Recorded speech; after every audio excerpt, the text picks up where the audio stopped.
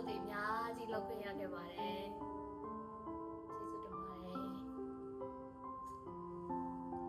ပြီးတော့2025မှာတိတ်ပြီးမကြမ်းပါခဲ့ပေမဲ့အကောင်းဆုံးရှင်သန်နေခဲ့တယ်ပေါ့နော်ဒီအတွက်ကျေးဇူးတင်ပါတယ်ပြီးရင်မိဘတွေကိုလည်းကိုနဲ့အတူခေါ်ထားနိုင်ပါတယ်ကျေးဇူးတင်ပါတယ်အဲ့လိုမျိုးလည်းဖြစ်လိုက်ရမှာအဲ့လိုလေးဖြစ်လိုက်ရမှာပါပြီးသွားရင်ကိုယ့်ရဲ့တကူစား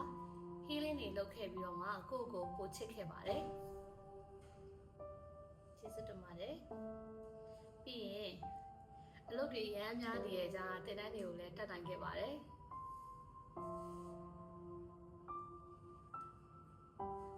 2025မှာကိုနာလူတွေကို group ဖြစ်အောင်အများကြီးကူညီနိုင်ခဲ့ပါတယ်ပြီးရင်တော့ family တွေအများကြီးကို family coaching လည်းလုပ်ပေးနိုင်ခဲ့ပါတယ် Thank you 2025 Goodbye